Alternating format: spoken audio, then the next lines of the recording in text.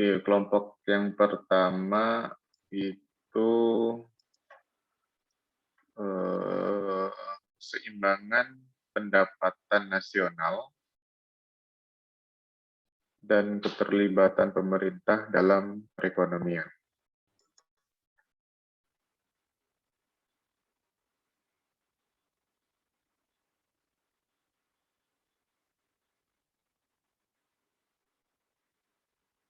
Keseimbangan pendapatan nasional dan keterlibatan pemerintah dalam perekonomian. Udah, Mbak? Udah, Pak. Oke. Untuk kelompok kedua itu aliran barang dan modal internasional.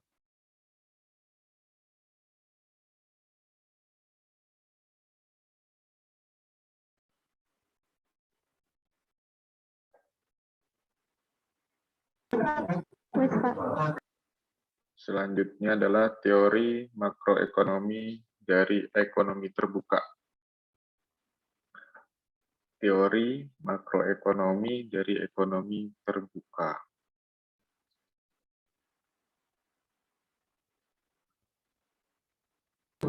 Udah, Pak. Selanjutnya, fluktuasi ekonomi jangka pendek.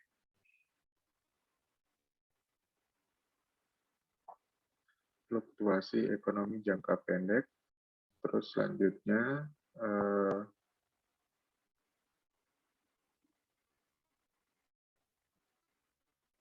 permintaan dan penawaran agregat.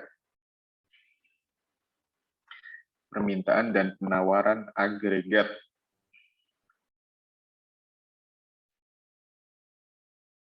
Selanjutnya, pengaruh kebijakan moneter mempengaruhi permintaan agregat.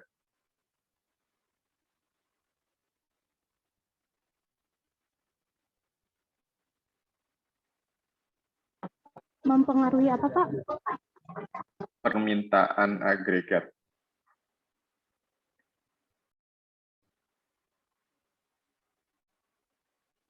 Oke, selanjutnya pengaruh kebijakan fiskal mempengaruhi permintaan agregat. Kalau tadi moneter, sekarang fiskal.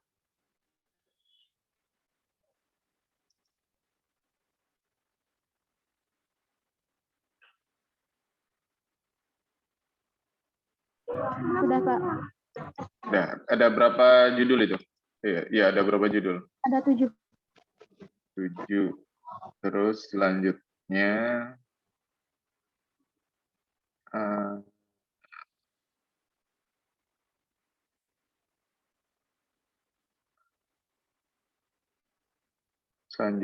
uang dalam ilmu makroekonomi Islam.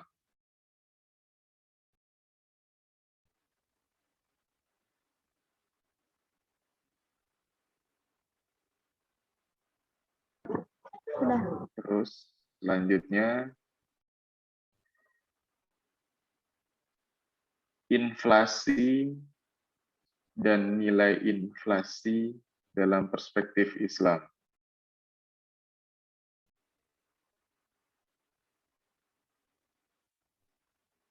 Inflasi dan nilai inflasi dalam perspektif Islam. Udah, Pak. Selanjutnya, kebijakan moneter Islam.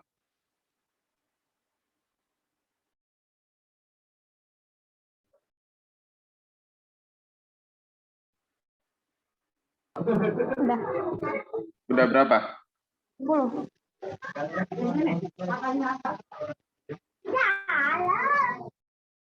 Udah berapa, Mbak? 10, Pak. Udah 10. 10. Tadi sampai kebijakan moneter Islam. Kebijakan moneter Islam. Selanjutnya, kebijakan fiskal Islam. Kebijakan fiskal Islami. Terus selanjutnya Islamic General Equilibrium. Islamic General Equilibrium.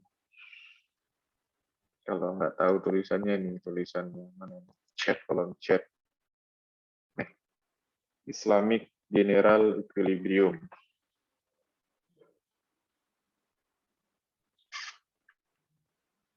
Udah berapa? Udah 12. 12. 12.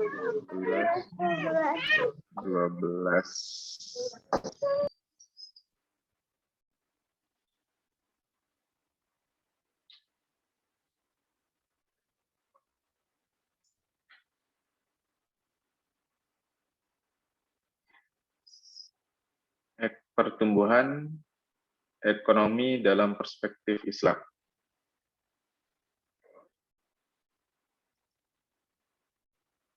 Pertumbuhan ekonomi dalam perspektif Islam. Oke. Ada berapa? Ada 13. Iya, Pak, 13. Nah, oke, 13 sekarang. Kalian itu 16. 13. Tadi yang itu Mbak, yang apa namanya, kebijakan moneter sama fiskal digabung aja. Jadi 12 aja. Iya, Pak.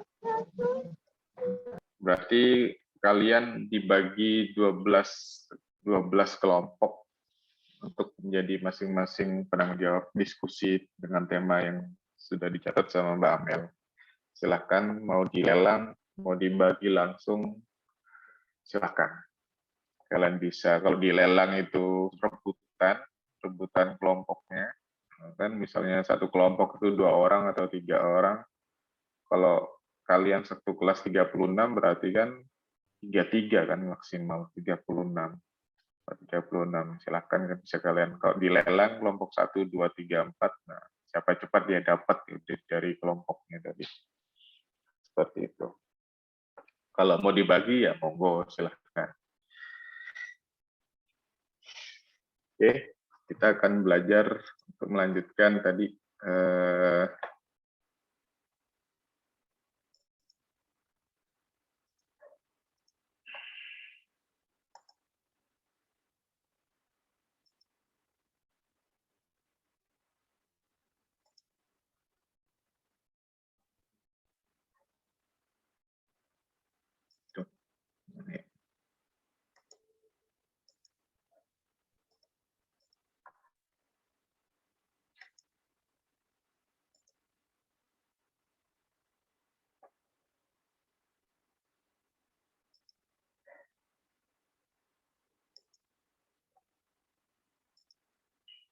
oke. Kemarin kita sudah mempelajari tentang masalah ekonomi makro. Masalah ekonomi makro jangka pendek sama jangka panjang. Kalau jangka pendek kemarin itu masalah stabilisasi, inflasi, itu karena kurang lebih sama dengan setahun. Jadi kayak pengangguran, ketimpangan neraca pembayaran itu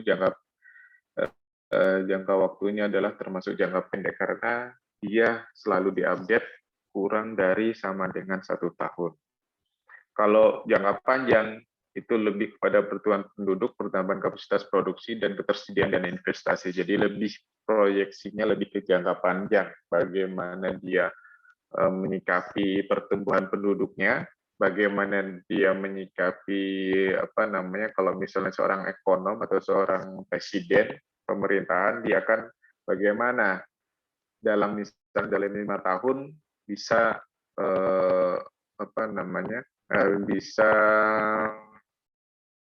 bisa meramal perkiraan pertambahan penduduk dalam 5 tahun itu berapa, rata-rata berapa dalam setahun. Jadi biar apa? Biar bisa menentukan kebijakan pemerintah.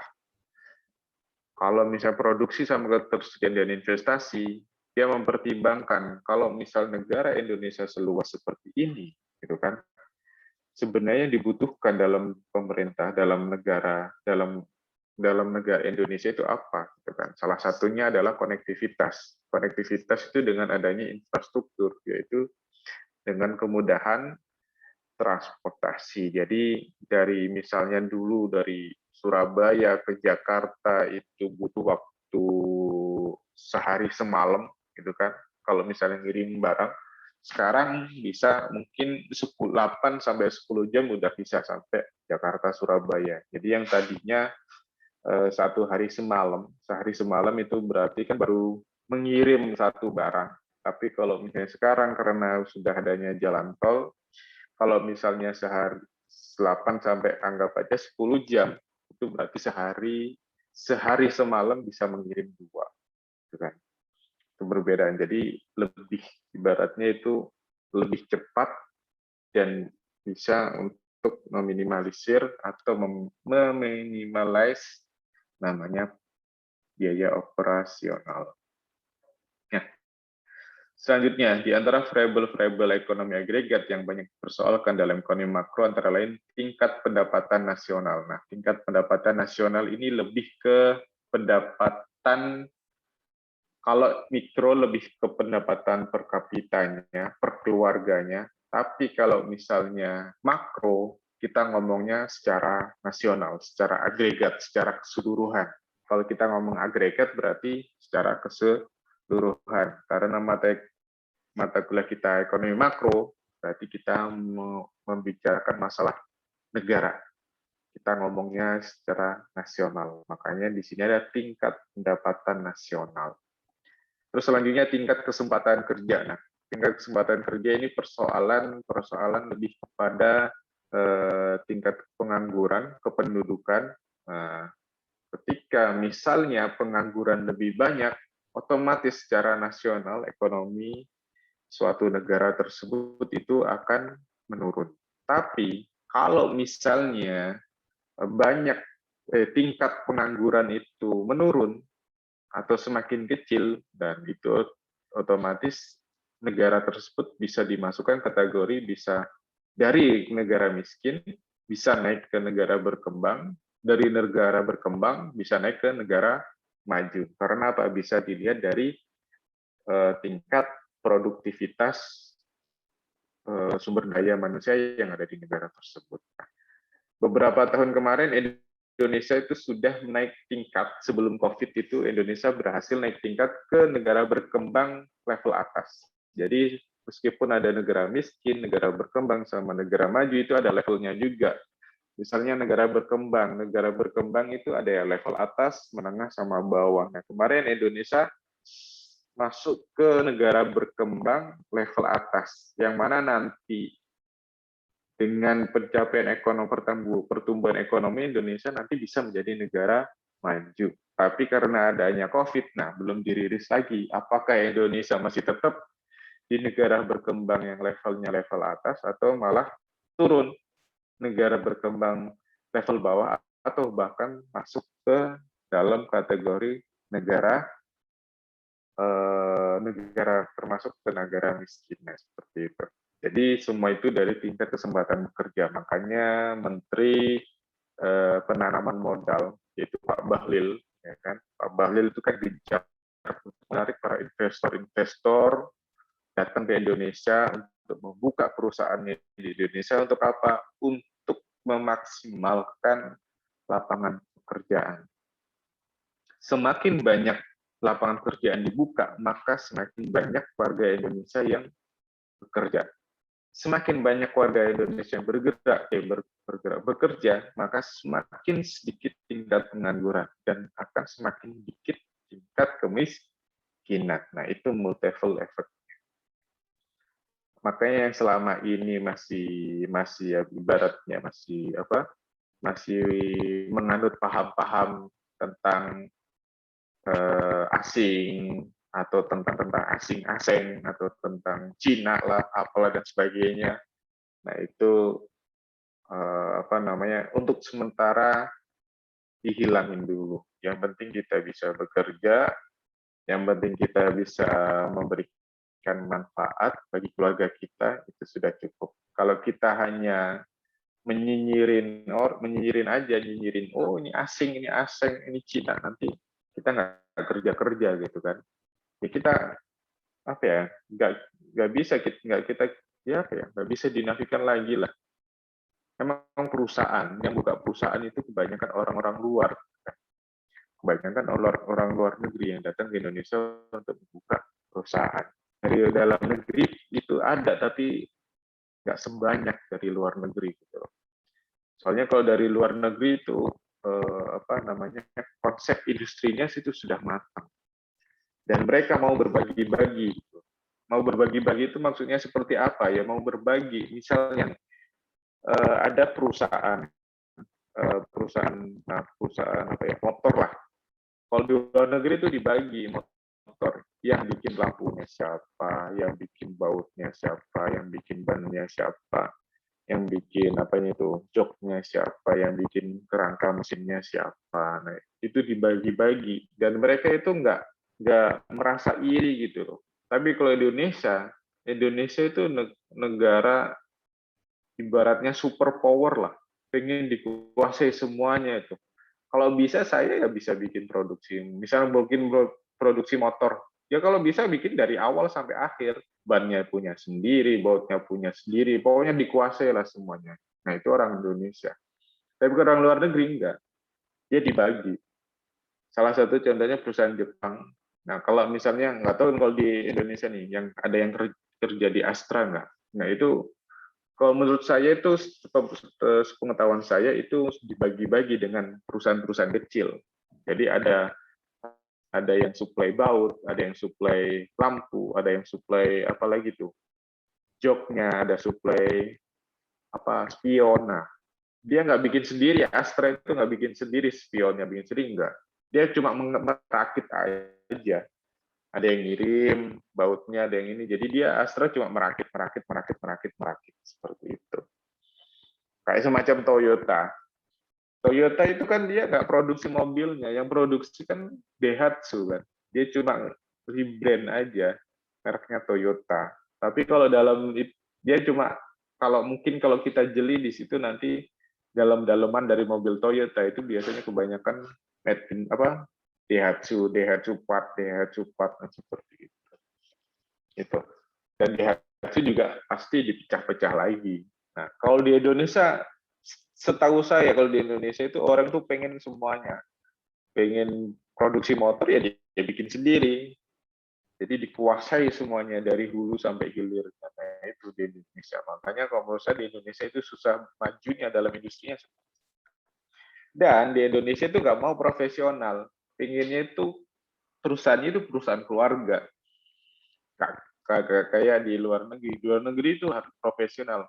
Oke, meskipun itu perusahaan keluarga, tapi ada bagian misalnya khusus yang sangat vital, yaitu bagian accounting-nya. Bagian accounting-nya, bagian keuangannya itu pasti dari luar. Boleh bagi manajernya, marketingnya, habis itu direksinya, itu dari keluarga boleh. Kalau di luar negeri. Tapi bagian accounting-nya, itu dia nggak mau bagian accounting-nya dari keluarga. Kalau di Indonesia kebalikannya, justru yang bagian-bagian seperti itu dikasih ke keluarga. Akhirnya apa? Ya akhirnya dipegang aja sama keluarga gitu. Jadi perusahaannya nggak profesional dalam bekerja. Makanya kalau di Indonesia itu kebanyakan perusahaannya itu kelihatan gede tapi bobrok gitu kan. Dalamnya itu kopong, nggak ada, baratnya pondasinya nggak kuat. Kena goyangan dikit langsung hancur seperti itu. Dan kebanyakan pengusaha-pengusaha di Indonesia itu pada manja. Itu bedanya di pengusaha luar negeri sama dalam negeri. Oke, selanjutnya adalah pengeluaran konsumsi rumah tangga. Nah, pengeluaran konsumsi rumah tangga ini lebih kepada tadi tingkat daya beli masyarakat. Nah, apakah tingkat daya beli masyarakat tinggi apa rendah? Makanya kebijakan pemerintah dalam mengambil keputusan untuk membayar pajak, penghasilan tidak kena pajak, yang sebelumnya itu 3.500.000 sekarang naik menjadi 4.500.000. Yang tadinya 4.500.000 itu kena pajak sekarang tidak kena pajak. Karena apa? Tujuannya itu untuk memaksimalkan pengeluaran konsumsi rumah tangga. Kenapa harus dimaksimalkan? Karena kalau konsumsi rumah tangga itu meningkat, otomatis nah, tadi efeknya kepada kesempatan kerja dan pendapatan nasional. Sebenarnya ini saling berhubungan gitu kan. Kalau banyak orang beli, banyak orang belanja, otomatis produsen-produsen atau pabrik-pabrik tuh terus berproduksi gitu loh. Sama kayak kemarin kayak adanya COVID. Nah, kayak COVID kemarin kan kayak tempat-tempat retail itu tutup gitu kan, sehingga apa? Pabrik itu nggak, ya stoknya melimpah, tapi nggak ada yang beli. Jadi akhirnya apa? Di pasar itu mati, mandek karena nggak ditutup. Nah, pabrik juga mandek karena apa? Karena produksinya itu nggak diserap oleh masyarakat, oleh retail-retailnya tadi. Akhirnya apa? Akhirnya terjadi adalah PHK massal dan sebagainya. Dan efeknya apa? Efeknya berarti orang kan nggak kerja, berarti tingkat kemiskinan mulai naik lagi. Nah itu efek-efek dari satu kegiatan nggak berjalan, itu efeknya itu sangat luar biasa. Nah, selanjutnya saving. Nah, saving ini lebih kepada menabung, tabungan. Nah, tabungan kalau misalnya tabungannya itu lebih meningkat, otomatis daya beli masyarakat juga berkurang juga kan. Jadi bukan berarti saving itu kalau orang rame-rame menabung itu bagus, enggak juga. Jadi harus bisa apa ibaratnya ya sama lah, standar lah, ya ada yang ditabung, ada yang dibelanjakan, jangan menabung semuanya. Kalau kemarin kan pada pengen apa namanya pas masa COVID, nah pengen menarik duit bareng banyak-banyak kan, karena apa? Buat persiapan kan gitu. Kalau misalnya buat biaya rumah sakit dan sebagainya kan gitu. Kalau misalnya banyak ditarik, otomatis bank-bank itu kan apa ya, kelambatan gitu kan. Yang tadinya dana yang ditabungkan itu diberikan pinjaman kepada perusahaan-perusahaan yang pengusaha-pengusaha yang membutuhkan modal. Jadi kalau bisa ditarik rame-rame, akhirnya apa?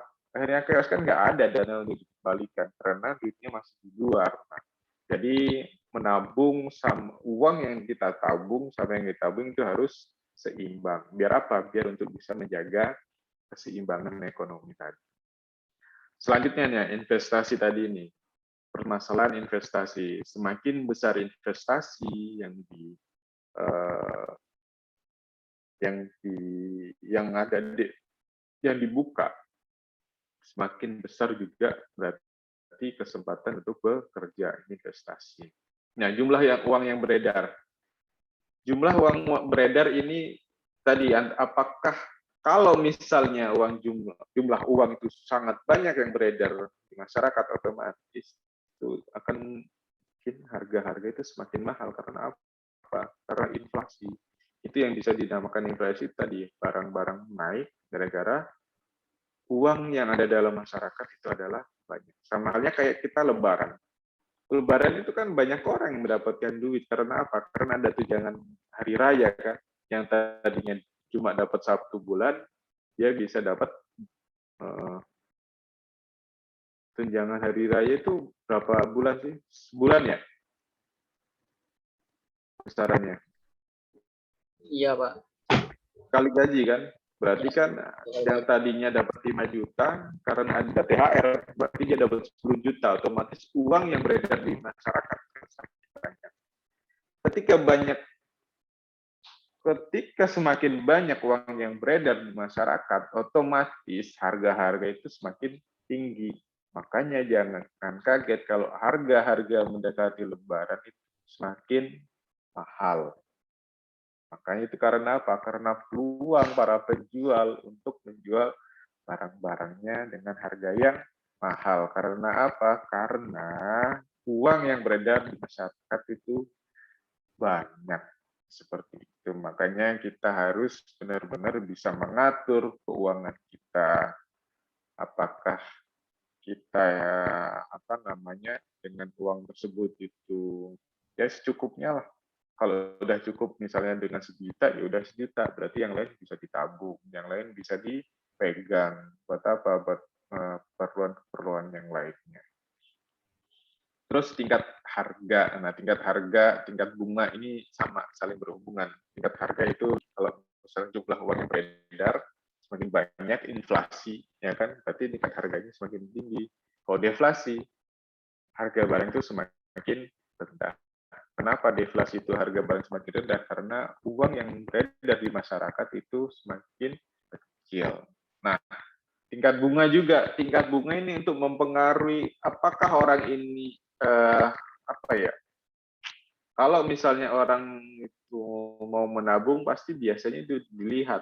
Saya dapat bunga berapa sih kalau misalnya saya nabung? Itu kan tingkat bunga. Ketika uang yang beredar dalam masyarakat itu tinggi, maka tingkat bunga itu dinaikkan. Biar apa? Biar masyarakat itu tergerak atau tertariklah untuk menabung. Biar apa? Biar uang yang beredar di masyarakat semakin tipis. Tapi kalau misalnya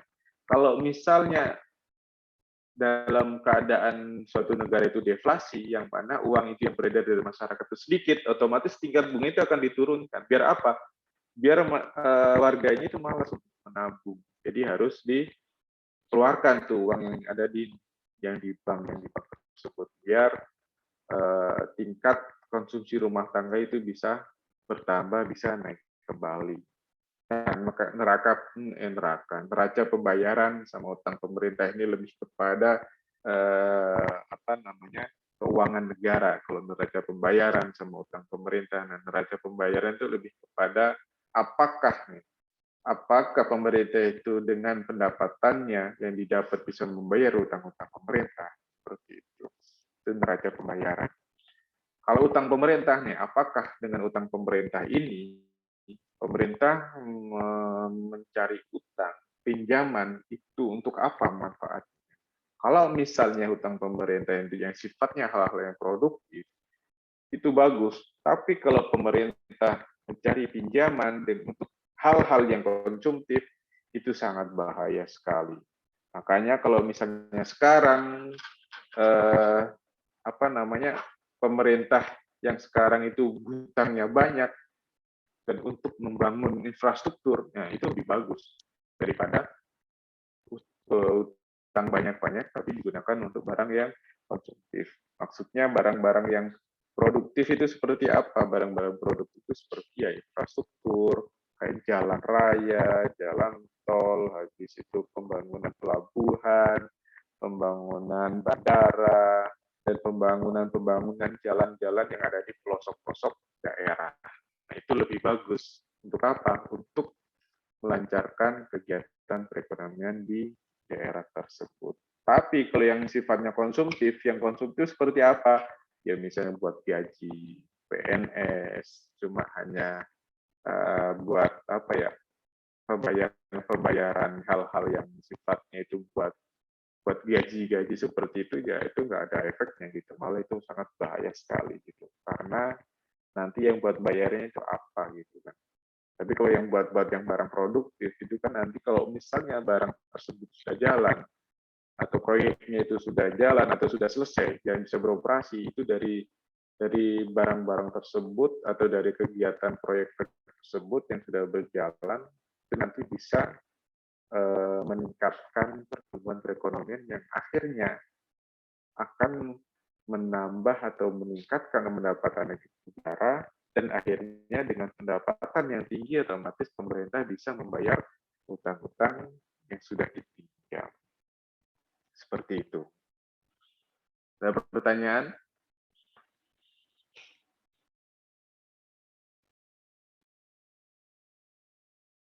Silakan.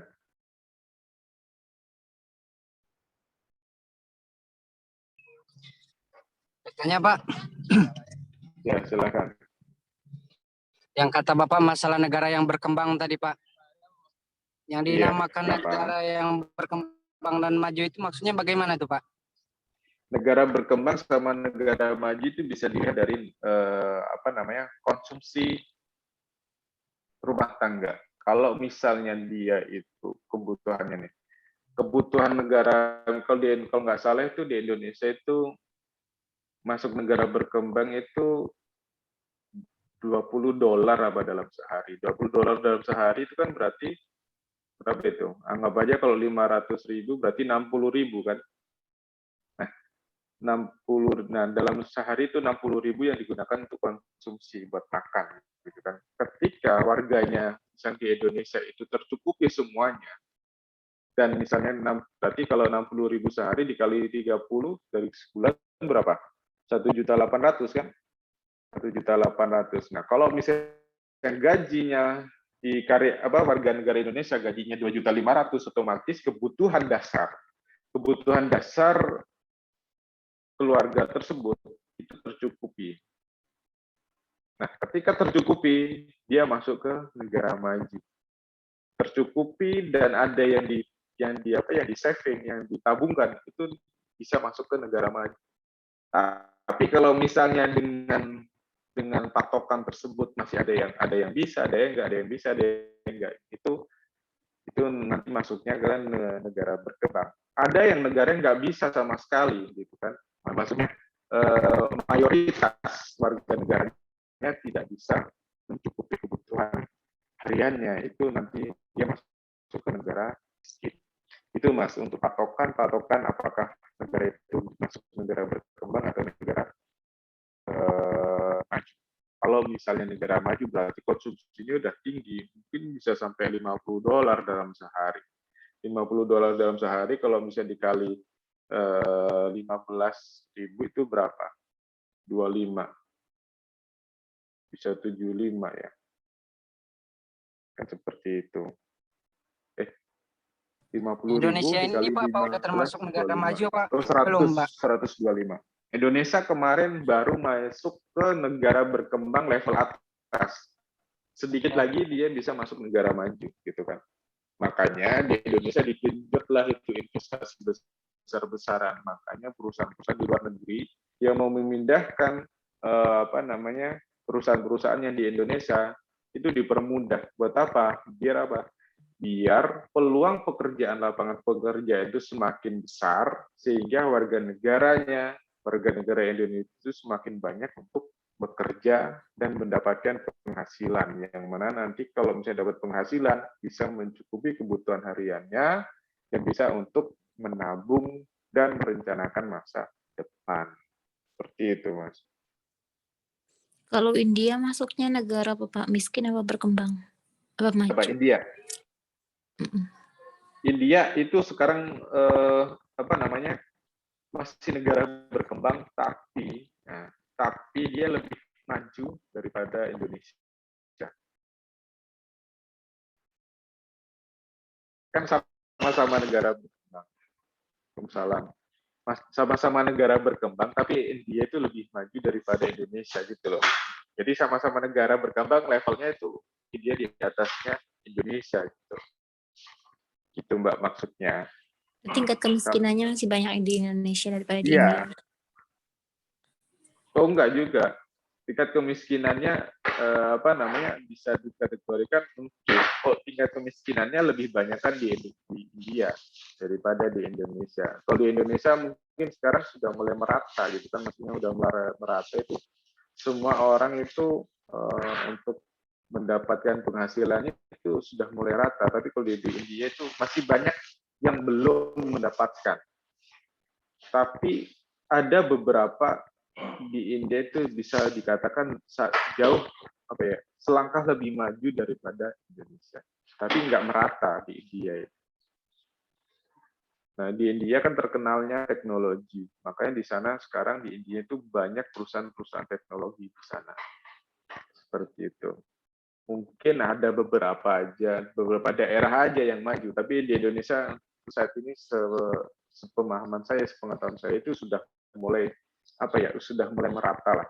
Ada pembangunan di sana, ada industri-industri di beberapa daerah, ada kawasan-kawasan industri di beberapa provinsi. Itu kan untuk menandakan bahwa ekonomi itu bisa merata. Tapi kalau di India itu hanya beberapa kota aja, yang lain nggak ada gitu. Makanya saya bilang di India itu selangkah lebih maju tapi nggak merata.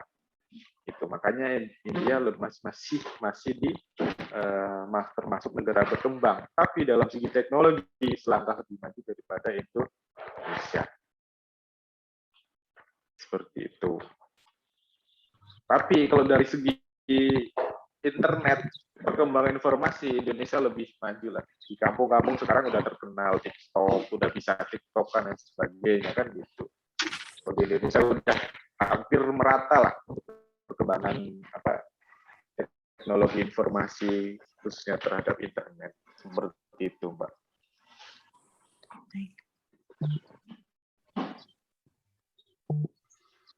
Pak, bertanya Pak. Ya. Faktor-faktor apa aja yang dilihat dari, maksudnya faktor apa aja yang menentukan negara itu termasuk ke dalam negara yang berkembang atau negara miskin atau negara maju gitu, apa aja Pak? Selain tadi Bapak katakan pengeluaran rumah tangga itu Pak, apakah apakah gaya kehidupan termasuk daripada faktor yang menentukan suatu negara itu termasuk negara yang berkembang atau maju? Gaya hidup.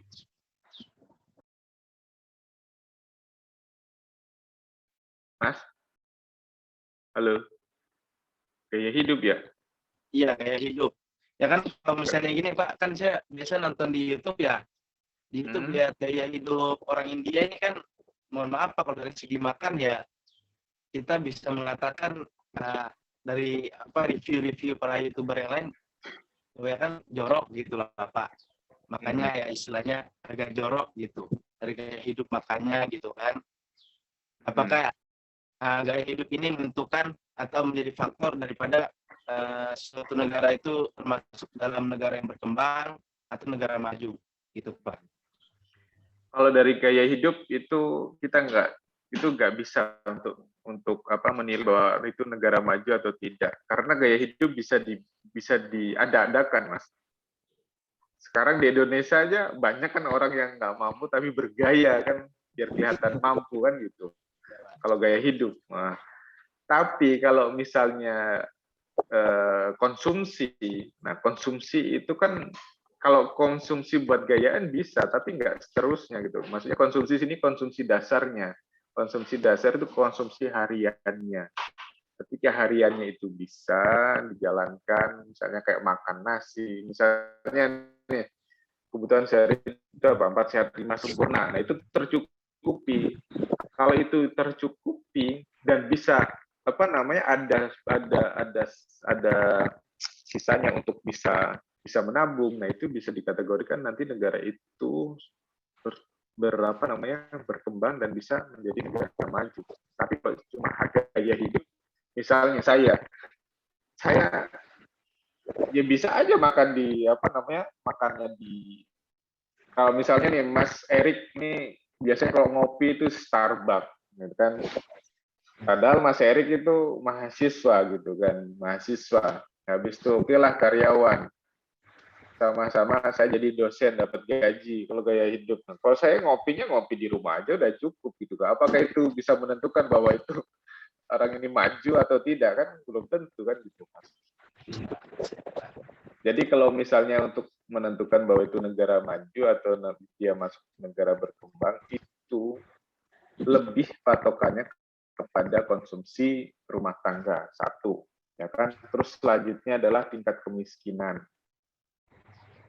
Tingkat kemiskinan tadi, kalau tingkat kemiskinan semakin tinggi, nah itu otomatis negara itu nggak bisa akan masuk dalam kategori negara berkembang atau negara maju gitu kan, karena tingkat kemiskinan tinggi. Terus tingkat pendapatan nasional. Tingkat pendapatan nasional ini bisa dalam kategori tingkat ekspornya. Apakah tingkat ekspor itu lebih tinggi apa lebih rendah daripada impornya kan gitu. Ketika negara tersebut ekspornya lebih tinggi, otomatis negara itu bisa dikatakan negara maju. Karena apa? Karena dengan tingginya ekspor, barang-barang yang keluar dari negara kita, negara Indonesia, otomatis banyak produksi atau banyak produsen atau banyak perusahaan yang ada di Indonesia. Karena apa? Karena kebutuhan di luar negeri banyak sehingga perusahaan-perusahaan di Indonesia itu berjalan. Ketika perusahaan itu berjalan, otomatis banyak sumber daya manusia di Indonesia itu yang bekerja di perusahaan tersebut. Seperti itu, Mas. Dan akhirnya nanti dia bisa mendapatkan penghasilan buat mencukupi kehidupan keluarganya. Seperti itu, Mas. Kalau ini Pak, mata uang, Mata uang apa? Oh, tingkat apa? kurs mata uangnya gitu. Kurs mata uang itu tidak bisa. Itu bisa diakali, Mas. Kayak Cina itu negara maju, tapi nilai mata uangnya itu rendah. Seperti itu. Kenapa rendah? Ya biar apa? Biar orang itu bisa investasi di Cina sebanyak-banyaknya gitu. Jadi itu permainan negaranya aja gitu kan. Kalau semakin kurs itu semakin tinggi, otomatis orang itu akan pikir-pikir gitu kan. Ternyata investasi, misalnya orang mau investasi di Indonesia, kursnya itu mahal nih, $1 sekian. Nah, ya otomatis mikir-mikir. Jadi misalnya saya mau investasi di Indonesia butuh sekian triliun baru bisa investasi. Tapi kalau di Cina kursnya rendah, orang itu akan berbondong-bondong investasi di Cina. Karena apa? Dengan harga misalnya 100 juta di Indonesia sama 100 juta investasi di Indonesia sama 100 juta investasi di Cina, itu kan sangat beda sekali kok kursnya. Nah, di sana. Oke Pak, terima kasih Pak. Oke, ada yang lain? Silahkan, ada yang lain?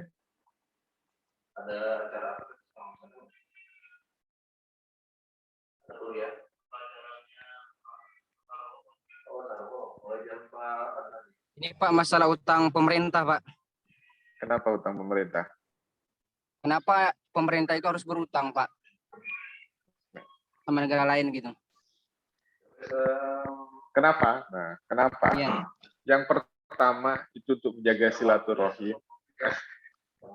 Itu yang pertama. Tujuan orang hutang itu biasanya kalau di negara itu silaturahim, Mas. Kalau kita kan bisa musuhan, tapi kalau di negara itu buat silaturahim. Karena Umpamanya negara yang berutang itu buat silaturahmi gitu, Pak. gimana? Apabila umpamanya negara berutang itu dianggap bisa silaturahmi gitu, bisa. Iya, tujuannya kan ada negara-negara itu kan menjalankan kerjasama kan. Antar negara itu kan menjalankan kerjasama. Salah satu caranya agar kerjasama itu berjalan, agar kerjasama itu terus-terusan, itu salah satunya dengan hutang. Entah itu hutangnya kecil atau hutangnya besar, atau itu sebenarnya kita itu nggak butuh atau butuh. Itu tetap ada. Nggak ada negara itu yang nggak berhutang ke negara lain. Pasti semuanya itu berhutang. Buat apa? Untuk menjaga kerjasama antar negara. Tapi kalau Indonesia, kenapa negara berhutang Indonesia? Karena apa? Karena Indonesia itu negaranya itu besar dan banyak, salah satunya infrastruktur di berbagai daerah itu sangat kurang dan kebutuhannya itu sangat besar dan uang negara itu sangat sedikit, otomatis negara Indonesia itu melakukan pinjaman ke luar negeri. Nah, itu buat apa? Buat bangun infrastruktur. Oke, yang di sini kita sudah merasakan infrastruktur layak lah ibaratnya. Tapi kalau di luar Jawa, saya yakin Imam Pajeri dari mana? Imam Pajeri Dari Sumatera, Pak. Sumatera mana? Sumatera Selatan. Mana? Palembang, Pak. Palembang mana? Muara Enim. Muara Enim. Iya, Pak. Nah, Muara Enim nih. Ya, saya sedikit banyaknya tahulah Muara Enim gitu. Coba bayangkan kalau infrastruktur di Muara Enim nggak ada, atau jalannya rusak-rusak. Kalau sekarang sih masih udah mending lah Muara Enim. Coba kalau dulu beberapa tahun yang lalu gitu kan, gimana itu? Habis itu jalannya kecil, habis itu banyak truk-truk, truk-truk batu bara. Gimana kamu? Sabar nggak kamu? Kan seperti itu. Apalagi sekarang Muara Enim ke Jakarta. Kalau sebelum sekarang udah ada jalan tol enak, dari Palembang bisa. Nah, kalau dulu berapa jam kamu ke Jakarta? Itu kan salah satunya untuk memperlancarkan distribusi barang dengan adanya infrastruktur. Makanya dibutuhkan hutang. Karena negara kita nggak punya uang banyak. Karena apa? Karena warga negaranya juga jarang yang bayar pajak kan gitu. Saya yakin kamu juga pasti akan ngakal-ngakalin pajak gitu kan kalau mau bayar pajak. Atau bahkan dinolkan. Ngapain saya bayar pajak? Pasti seperti itu. Pasti ada pemikiran seperti itu. Benar nggak? Benar, Pak. Hah? Benar. Nah, kamu aja nggak punya kebaktian berbakti sama negara. Ngapain kamu bisa nyinyirin negara Indonesia? Kenapa hutang-hutang lah? Warga negaranya kayak kamu aja masih ngelabui pajak kan gitu. Gimana? Harusnya kalau misalnya kamu nyinyirin, maksudnya mengkritik pemerintah, tidak bayar, jangan melakukan hutang, ya minimal dari kita, dari kamu untuk taat bayar pajak, nah, seperti itu. Nah dari kita, nah kamu aja masih mempermainkan pajak, kenapa kita mengkritik pemerintah tuh melakukan pinjaman hutang? Itu aja mas. Gitu. Ya kan? Jadi harus sadar ketika kita mengkritik pemerintah, sadar apakah kita sudah menjadi warga negara yang baik. Kalian harus sadar bahwa sebagai seorang muslim yang baik itu menjadi warga negara yang baik. Jadi warga muslim yang sejati itu menjadi warga negara yang baik. Ketika kita nggak jadi warga negara yang baik, itu otomatis kita kemusliman kita, keimanan kita itu dipertanyakan. Karena apa? Karena kita sudah termasuk melakukan penzoliman terhadap negara kita. Kita aja bisa melakukan zolim, apalagi negara-negara luar terhadap negara kita.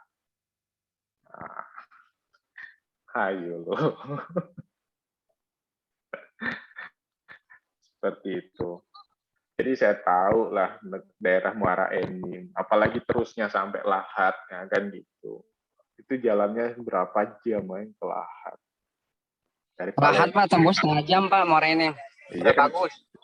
Iya sekarang, kalau dulu ayo. Dulu kan belum maju Pak. Nah iya mas, kan itu kan kebutuhan akan infrastruktur itu kan beratnya itu sangat penting sekali gitu loh. Kalau misalnya jalan-jalan itu jelek, kita ke Muara Enim, habis itu ke Lahat, itu sangat butuh mungkin sehari semalam atau bahkan 2 hari kan baru nyampe sana. Itu salah satu manfaat dari infrastruktur, dan infrastruktur itu nggak murah, mahal infrastruktur itu. Kita hanya bayar pajak paling 50.000 maksimal, paling 100.000 gitu paling gede gitu kan. Itu juga setahun sekali bayarnya. Sebulan sekali bayarnya gitu. Lah kamu pacaran sama anak orang yang statusnya belum jelas bisa ngeluarin 500.000 sehari bisa. Lah ini sebulan sekali buat negara itu nggak mau. Dan manfaatnya itu sangat besar sekali gitu loh. Dan ini kamu macarin anak orang, itu belum tentu jadi istri kamu aja berani ngeluarin ribuan bahkan jutaan dalam sebulan. Nah ini kamu seumur hidup di negara loh, hidup di negara. Kenapa kamu masih mikir-mikir kalau mau bayar hutang, mau bayar pajak? Nah itu. Habisnya dikorup mulu Pak. Hah? Dikorup. Ya. Masalah dikorup itu kan urusan lain, Mas. Yang penting kita, kalau kita sadar akan diri kita, orang korupsi juga dia nggak sadar akan dirinya gitu loh. Kalau kita sama-sama sadar, saya yakin kalau misalnya Mas Imam Pajeri jadi anggota DPR, saya yakin tuh pasti melakukan korupsi. Nggak mungkin nggak. Coba buktikan kalau nggak percaya. Doakan saja Pak, Imam jadi DPR Pak. Iya, pasti korup nanti kamu. Korup lah Pak. Enggak, pasti korup nanti kamu tuh. Enggak mungkin. Orang, kamu aja nih sekarang nih, kamu kalau nemuin duit di jalan 10.000 aja, kamu ambil nggak?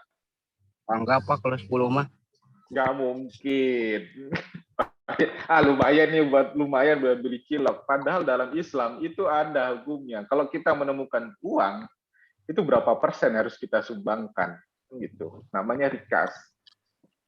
Ya kan? Kalau kita memahami hukum dalam Islam sendiri, kalau kita menemukan barang, pertama itu jangka waktunya 1 tahun loh, baru bisa kita manfaatkan. Nah ini kamu mengeluarkan duit, menemuin duit 10.000, 50.000, 100.000, langsung jajanin aja habis.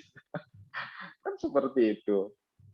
Jadi kita harus dari hal yang terkecil agar kita ibaratnya menjadi kebiasaan kita. Kalau kita dari hal yang kecil itu kita bisa melakukan hal yang terbaik dan maksimal, insya Allah nanti kalau kita menjadi orang besar itu kita nggak akan terkecoh lagi, nggak akan terbuai dengan hal-hal yang lain gitu. Makanya harus dari hal-hal yang terkecil. Hal yang gede aja, misalnya orang yang udah bagus pendidikannya dari kecil aja masih melakukan korupsi, apalagi kita yang didikannya itu asal-asalan gitu kan, mau jadi apa kan gitu. Jadi intinya harus dari diri sendiri lah. Mari kita perbaiki dari diri sendiri, dari hal yang terkecil sehingga kita bisa bisa meraih hal-hal yang besar, tapi tanpa akan membuaikan diri kita. Itu. Oke, ada pertanyaan yang lain? Saya Pak. Siapa tuh? Siapa dulu? Pak, izin tanya Pak. Ya, silakan, Mbak. Gimana tanggapan Bapak tentang sekarang kan PPN bakal naik ya tanggal 1 April 2022 itu jadi 12%. Sama PPN sama nanti tuh bakal sembako sama pendidikan sama jasa kesehatan itu bakal dikenakan pajak juga. Itu gimana pendapat Bapak? Nah, ini kayaknya nggak baca berita yang terbaru nih.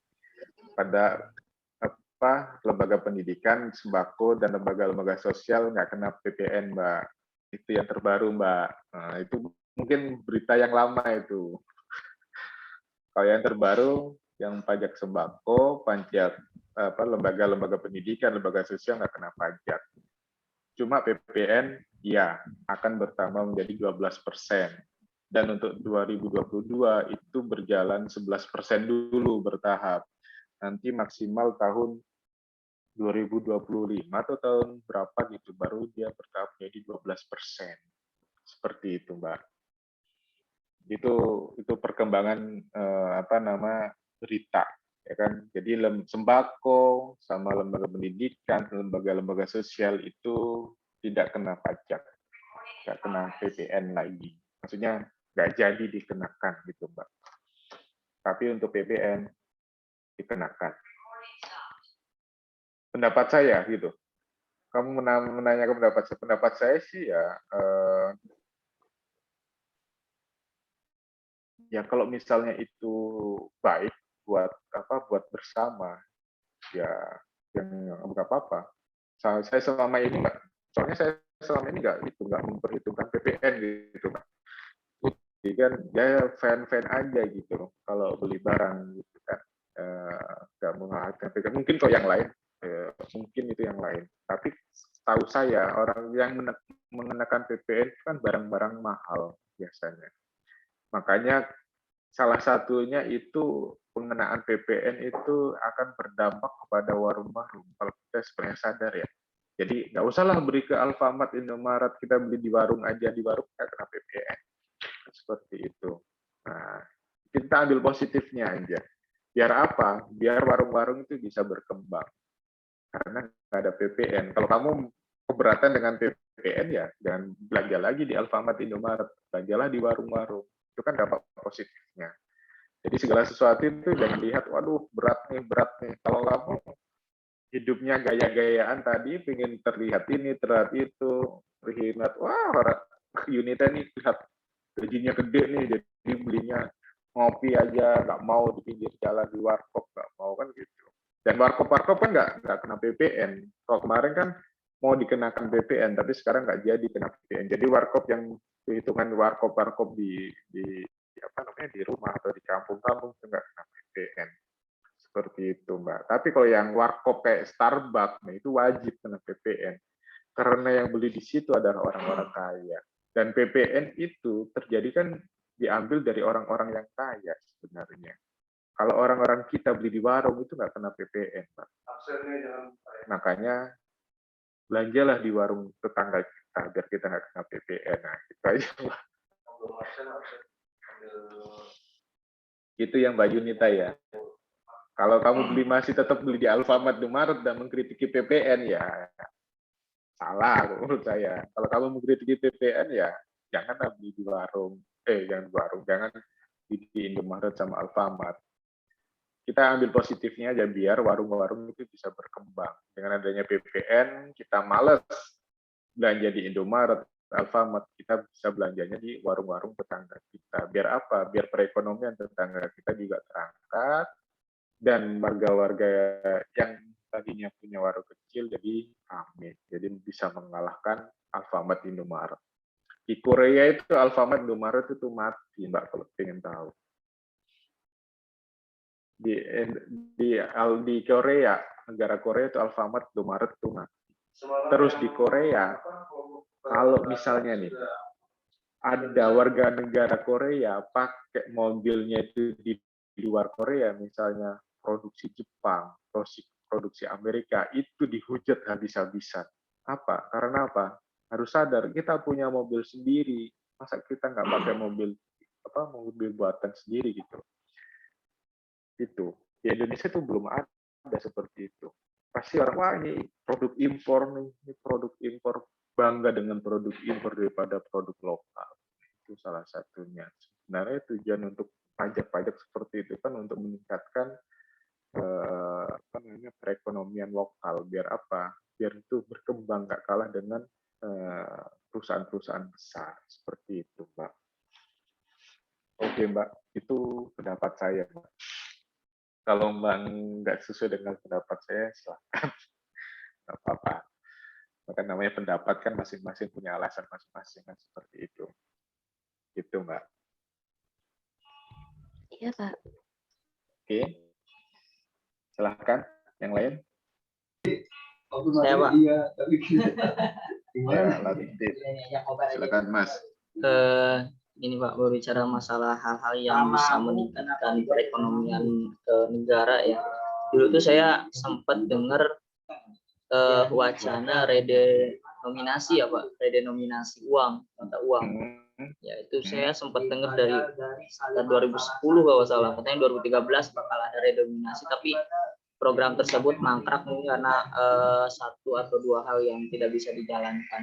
Sebetulnya hal tersebut tuh bisa meningkatkan perekonomian negara nggak sih Pak? Kalau secara logika kan nilai dolar juga pasti jadi kecil Pak ya dengan adanya redenominasi. Itu gimana Pak menurut Pak? Atau gimana Pak sebetulnya redenominasi Pak? Ya, makasih Pak. Redenominasi itu sebenarnya itu sebenarnya bagus apa? Bagus untuk meningkatkan bisa nilai tukar kita. Tapi permasalahannya banyak nggak orang-orang kaya itu mau sejajar dengan orang miskin kan seperti itu, Mas.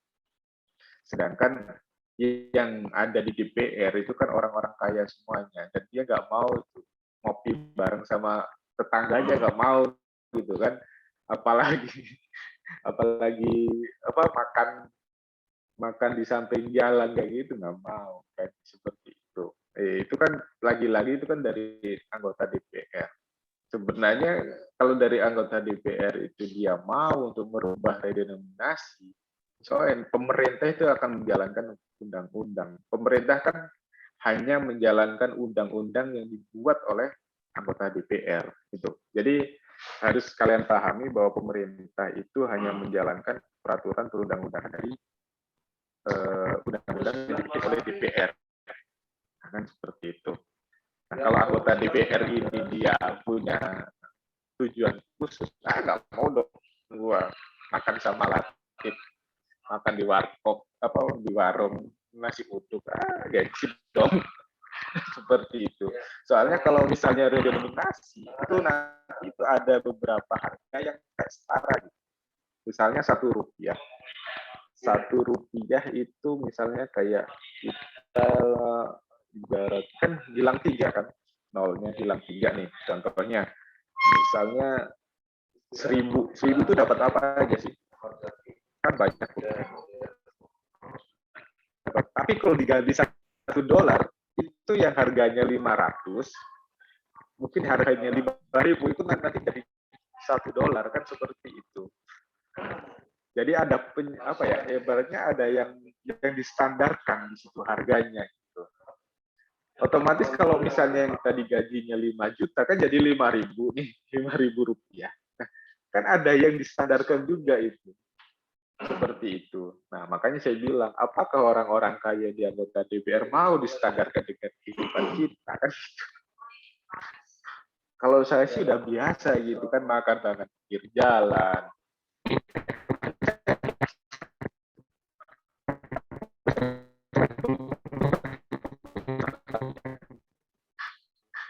Makan-makan bareng. Kayak pas aku mungkin masih seneng liwat sama kalian, makan bareng sama kalian. Tapi kalau dosen-dosen yang lain kan belum tentu, ada yang jaim, ada yang dan itu dan sebagainya, ada yang gengsi. Nah kan seperti itu. Jangankan anggota DPR, dosen aja lah. Kalau saya mau makan pakai daun, suka kemarin sama bimbingan saya yang prodi BKP itu makan di daun di kelas bareng-bareng. Ngapain saya jaim, orang toh makan juga buat kenyang kan seperti itu. Tapi kan kalau dosen lain kan belum. Seperti itu, Mas. Makanya redenominasi itu masih tarik dulu. Karena apa? Karena tadi ada penyemarataan tadi. Ada yang beberapa yang distandarkan, ada yang beberapa yang ya intinya distandarkan lah. Makanya negara-negara maju yang dia nilainya. Negara-negara maju itu kan dia nggak terlalu gengsi. Jadi hidupnya sama. Entah itu dia itu, anggap aja Singapura lah. Orang pemerintahan itu naik KRL. Jadi orang Indonesia ada nggak yang mau naik KRL? Rumahnya di Bogor aja ke kantor DPR. Mau naik KRL nggak ada yang mau, Mas. Gitu. Kalau di Singapura masih ada yang naik kendaraan umum, naik KRL, naik apa itu, naik apa MRT kayak di apa kalau di Singapura kan MRT. Itu masih ada.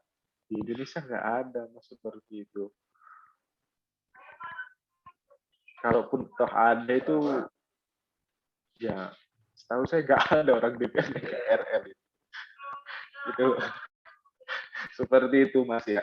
Makanya redenominasi itu tarik ulur. Pemerintah sih ya menjalankan, tapi kan butuh payung hukum, butuh undang-undang. Nah, itu kan yang bikin undang-undangnya adalah anggota DPR.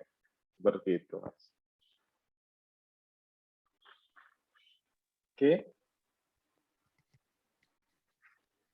Silahkan yang ada yang mau tanyakan. Saya mau nanya, Pak. Oke, siapa? Siap, Mas. Fahmi Idris. Ya. Nah, sini saya akan bertanya, apakah partai-partai politik yang ada di Indonesia ini mempengaruhi keadaan usaha-usaha ekonomi makro dan mikro? Sedangkan kalau kita lihat di Indonesia ini, di balik pemerintahan itu pasti ada partai-partai politik, Pak. Seperti itu. Itu kamu kayaknya bagus, Mas, buat artikel kamu. Kamu bikin penelitian itu kayaknya bagus itu, Mas. Itu nggak ada yang pernah neliti, Mas. Serius. Itu langsung masuk jurnal internasional itu kayaknya itu, Mas. Sebagai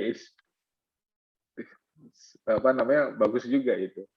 Nanti coba saya kaji lagi lah itu buat jurnal artikel. Tapi pengetahuan apa ini apa ya, pengetahuan logika sederhana aja ya. Kalau saya memperhatikan itu sangat berpengaruh karena apa? Masalah kekuasaan kan. Misalnya orang apa namanya, ya di kampung kita ada yang dekat sama anggota DPR, bupati pasti berkuasa kan. Kan bisa kalau kita punya usaha di kampung terus kita musuhan sama orang-orang yang punya ibaratnya kenal sama pengaruh, kenal sama polisi aja lah. kita bisa mati usaha kita. Apalagi sama halnya negara kan gitu. Ya gimana ya, ya bisa pengaruhnya itu sangat besar sekali politik-politik tersebut. Jadi makanya di Indonesia itu saya bilang nggak profesional dalam hal bekerja gitu loh. Karena kekuasaan, karena keluargaan itu bisa bisa menghambat semuanya gitu. Tapi saya pengen juga meneliti itu bagus itu Mas. Nanti itu bisa jadi penelitian. Mungkin nanti kalau kamu nanti mau skripsi itu nggak apa-apa gitu kan, bagus. Dari sekarang aja bikin artikelnya aja. Kalau bagus, kalau jadi ya nanti coba saya bimbing kamu kalau mau bikin penelitian itu. Nanti nggak usah nunggu skripsi, kita publikasi aja skala nasional atau internasional. Tuh Mas. Kalau bagus kan lumayan. Iya, soalnya kalau kita perhatikan itu pasti ada partai yang bergelut di belakang pemerintahan, Pak. Kayak seperti pas mau pemilu tuh, semua partai pada berlomba-lomba untuk ya Iya. seperti itu. Menduduki makanya pemerintahan. Ya karena tadi pengusaha-pengusaha kan juga pengen mudah kan. Nah, Indonesia itu ya apa ya, susah juga dihilangin masalah KKN itu kan. Orang perusahaan juga pengen dekat dengan orang pemerintah, biar apa? Biar mudah ngurus perizinan dan sebagainya gitu. Ngurus dan hal-hal yang lain itu dengan mudah.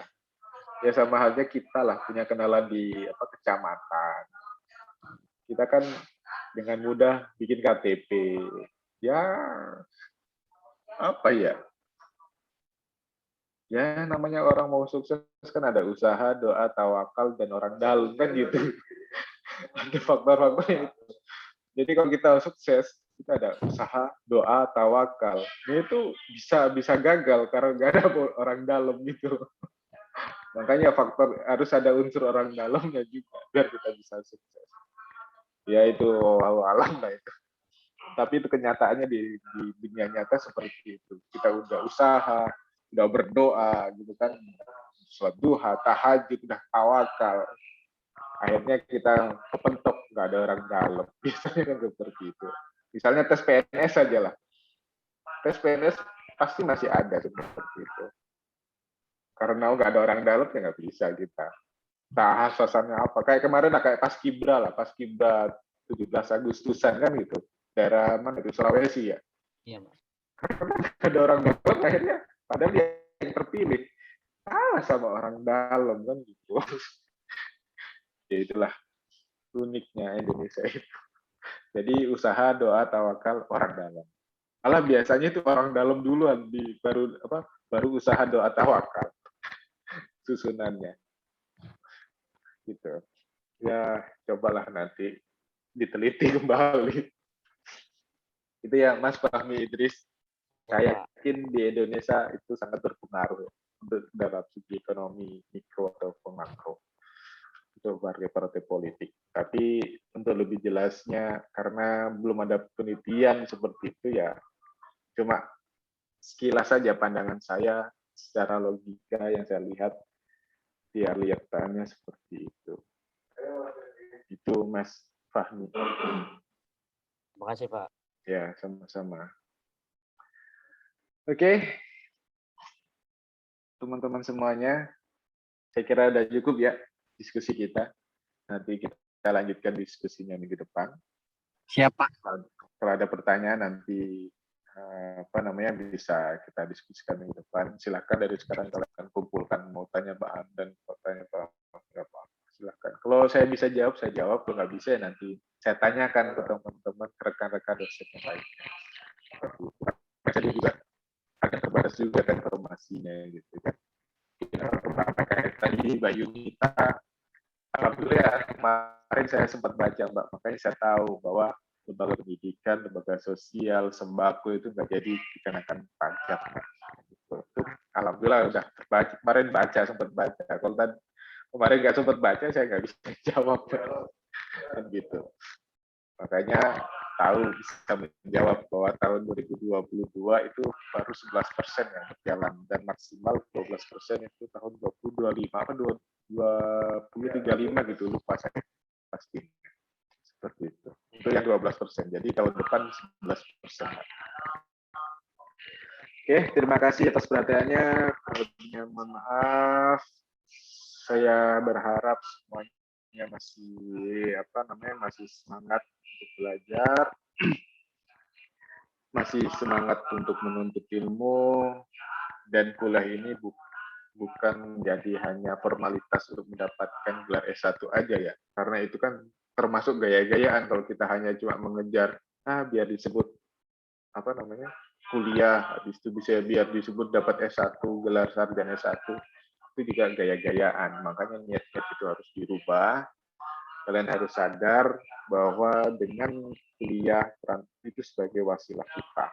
Wasilah kita mendapatkan kesuksesan, wasilah kita mendapatkan kemudahan rezeki dan lain sebagainya. Makanya dalam segala sesuatu, saran saya niatkan semua itu lillahi ta'ala dengan bismillahirrahmanirrahim. Jangan ada rasa-rasa keberatan, terjadi beban, dan lain sebagainya. Kalau kamu udah beranggapan itu jadi beban, sudah wassalam, ditinggalkan.